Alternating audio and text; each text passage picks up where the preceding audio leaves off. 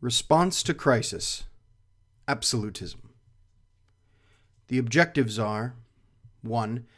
Identify and describe Louis XIV, an absolute monarch whose extravagant lifestyle and military campaigns weakened France. And 2, discuss how Prussia, Austria, and Russia emerged as great European powers in the 17th and 18th centuries.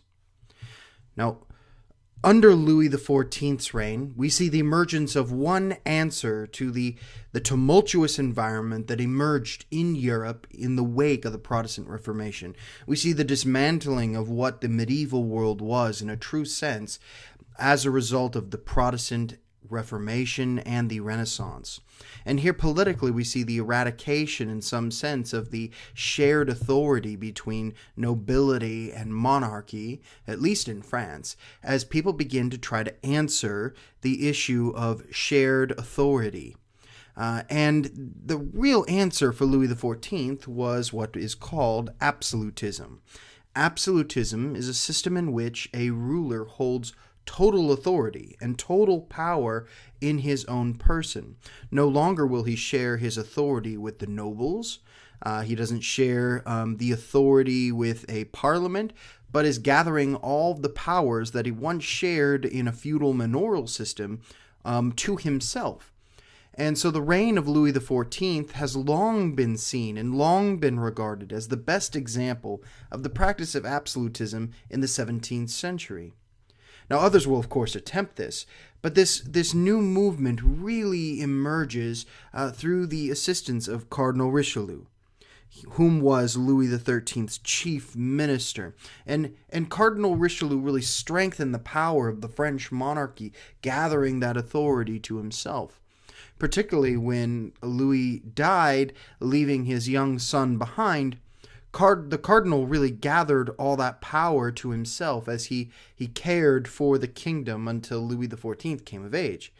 Now, because of the Huguenots, who had really moved into France during this time, a Protestant group inspired by Calvin's teachings, because these Huguenots were seen as a threat to the king's power, of course, because they're not uniformly connected to the Catholic faith of the king, Richelieu took away their political and military rights while preserving their religious rights. The Huguenots, under the Edict of Nantes, were completely allowed to express their faith in France. That was not a problem. However, he saw within this edict the possibility for the removal of their political and military authority, which of course weakens the Huguenots' position politically and puts their religious practice on the fringe. Now, inevitably, we see that government and religion begin to unravel in France. The royal court that Louis XIV had inevitably established, the Palace of Versailles, served really 3 purposes, being that it was pomp and wealthy and glorious, but it served as 3 things: a personal household for the monarchy, chief offices of the state, all political activity occurred here, and a powerful place where subjects came to find favors from the monarch, which of course puts these people on the defensive. Louis really attempted to neutralize the power of these high, wealthy, powerful nobles as they came to look for favors from him and in some sense grovel under his glorious reign. So he inevitably had followed this approach as he gathers power to himself, and he had really complete authority over foreign policy, the church, taxes. We see over time him truly gain most of the power of France. Where he was limited was in the local level. His power was limited only there in the individual provinces and the farmlands and territories where he's not present. Obviously, what's very central to this system is that Louis XIV is present. His person is present, particularly at the Palace of Versailles. But of course, this becomes a problem in the provincial areas. So Louis XIV's answer is to bribe important people in the provinces to make sure that their policies and his policies were carried out to the letter in those territories. So ultimately, we end up seeing Louis XIV coming to an answer for these problems in France as he's trying to eradicate and solidify the reign in France. Now, the desire to keep his power led Louis to pursue a truly anti-Protestant policy, really aimed at converting the Huguenots to Catholicism, or at least driving them out. And he inevitably does this, of course. He inevitably makes it illegal to be a Huguenot, or at least miserable enough for them to exist there, and they flee. But the idea of the traditional religious idea of Catholicism and Christianity in a particular territory was that people had to conform to his particular view. The monarch was the state embodied. And so, being that Louis XIV was Catholic, it seemed absurd that there would be any other people. It was indeed even outright rebellious, treacherous even in some sense, which seems so strange to our modern notions, but this seemed to be the idea that existed within these people's minds. And so Louis XIV really does pursue this dismantling of the Huguenots in France. Now, of course, this translates into an economic issue, as many of these people, along with the Jews, were centers of economic wealth, and seeing these people leave, along with their skilled labor, we will see a downtick in the economy. Now, of course, Louis wished to ensure that the domination of the Bourbon dynasty, his own family, over all European affairs, not just in France. We'll see that this, at the same time, also leads him into political strife, waging wars throughout Europe. And so we see that he'll ignite conflicts in Spain and in other territories, which will ultimately lead him to ruin. Why? Because waging so many wars like this, he'll overextend himself. And particularly as the economy begins to wane due to social policies, we'll see that France begins to take a negative turn. Now, inevitably, the legacy of Louis XIV after his death in 1715 is that France is in debt and bankrupt and surrounded by enemies from failed military expeditions. In some sense, Louis XIV came into France at its glorious height, and during his reign, in fact, was an embodiment of the Absolutism experiment. But ultimately, he fails in that he overextends his vision and authority for what a French monarch might look like. And so, in some sense, it was a glorious reign and was indeed a failure.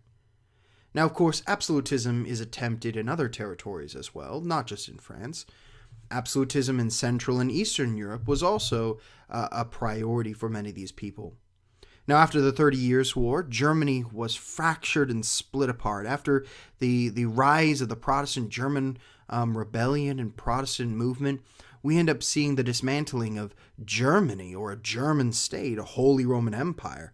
And we begin to see something like 300 German kingdoms. So there really are now 300 Germanys in some sense. Now, of course, inevitably, two major German-speaking kingdoms emerge, Prussia and Austria, and they will attempt to gobble up the other kingdoms in search for territory and power. So in turn, we'll take a look at these. First, with Prussia. Now, Prussia is really set into motion by the mind of Frederick William the Great, the Elector, whom here is depicted. The Elector, meaning he is no king. He is a prince in some sense, one who governs the territory, but he's no king. Now, Frederick William, laying the foundation of Prussia, sets its mind toward the direction that will inevitably emerge. And being German, which seems to have a deep militaristic root, it also, in its incarnation in Prussia, leads to a massive army. He built a large and effective standing army, in fact, the fourth largest in Europe, which made it a force to be contended with for the tiny size that it was. Now, indeed, many of its officials were members of the Prussian landed aristocracy, known as the Junkers, and these people were, in fact, very powerful and militaristic in mind. Inevitably, we'll see that these people will be set on a trajectory of military might. Now, of course, Frederick the Elector will inevitably become a king, and will take Prussia into a monarchy, and he will gather power around himself and around his heirs. But it will be never as absolutist as France. And indeed, Austria attempts to do the same, but will always fall short of what France was able to achieve, or at least attempt to achieve. The Habsburg family had really set itself up in a political way with the Holy Roman Empire for centuries. And during the 17th century, we see a dismantling of that German Empire to some extent. But a new Austrian Empire begins to emerge, not characteristic of German speakers to the west, but shifts its attention to East and Southeast Europe. Really, after they defeat the Turks in 1687, we begin to see that the Austrians will turn their gaze toward Eastern European territories, once independent, inevitably gobbled up by the Turks, and then seized back by this new Austrian Empire. And they inevitably take control of several key areas that become really characteristic of Eastern Europe: Hungary, Transylvania, Croatia, Slavonia. Now, of course, the problem with this is that each one of these territories is characteristic of their own ethnic group. None of these are Germans. Croatians are in Croatia, Slavs are in Slavonia, Hungarians are in Hungary, and we begin to see then a disparate and fractured kingdom, not based around any sort of ethnicity or language group, dare I say even religion, certainly not. There were Muslims and Eastern Orthodox and Catholics and inevitably Protestants, all quite diverse. And so this becomes really the defining characteristic of the empire, of the Austrian Empire, diversity, which of course makes it near impossible for the emergence of an absolute state. The Austrian monarchy could never highly centralized, certainly not form an absolute state, chiefly because there were various national groups that were had the idea within their own minds of self-governance inevitably. And so we'll see that this is the trend that will inevitably dismantle that Austrian Empire in the long run and lead to the rise of the Prussian German Empire, inevitably turning into the German Empire once we hit the 20th century. Now, of course, Russia takes an attempt at the Austrian trajectory of absolutism, and Russia itself is also quite diverse. But Peter the Great will attempt to turn Russia toward a Western identity. Really, this is only possible because in the 16th century, Ivan IV really had established Russian authority away from any Mongol authority, and really took the title Tsar, or the Russian word for Caesar, that is, ruler or king. Now, Ivan expanded the territories of Russia eastward, gobbled up all sorts of territories, and inevitably, as Peter the Great claimed the throne, he adopted very many Western ideas, particularly the concept of divine right of kingship, that God himself had made Peter king. And so Peter then, seeing the trajectory that he would like his kingdom to go in, and after studying very many Western kingdoms, he determined to westernize, or that is, Europeanize Russia, and began to borrow European technologies, arts, technological techniques, of course, for sure, but also even military strategies. He will hire artists from Italy, military generals from Prussia, all far-flung people groups and technologies that could really be coalesced and gathered to himself to form a very powerful empire. In short, it seemed much more like taking the best of each territory and making it Russia's and making it Russian. And this, of course, will be a force to be contended with in the long run. He, of course, employed both Russians and Europeans as officers. He formed the first Russian Navy after he hired English shipbuilders to build massive ships.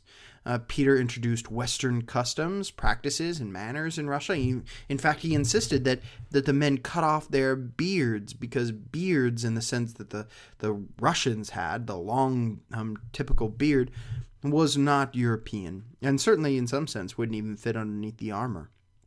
And so he had the insistence that they would be cut off, that they would cut cloaks and remove veils, and in a certain sense even insist that the elite would adopt Western fashion, Western culture, Western weaponry. Really, through Peter the Great, we see the shift of Russia toward a European, Western identity. It could have easily been another decision, could have easily said we're going to focus on the Chinese, since Russia was so huge. It covers not just Europe, but Asia and the Middle East. Now, inevitably, we see he is inspired by the construction of Versailles and what it did for Louis XIV, and so he takes this model when he has St. Petersburg, after his own name, constructed. A glorious city, only able to be built through the draining of swamps and the many lives lost and sacrificed. Now, the objectives were: 1. Identify and describe Louis XIV, an absolute monarch whose extravagant lifestyle and military campaigns weakened France. And 2, discuss how Prussia, Austria, and Russia emerged as great European powers in the 17th and 18th centuries.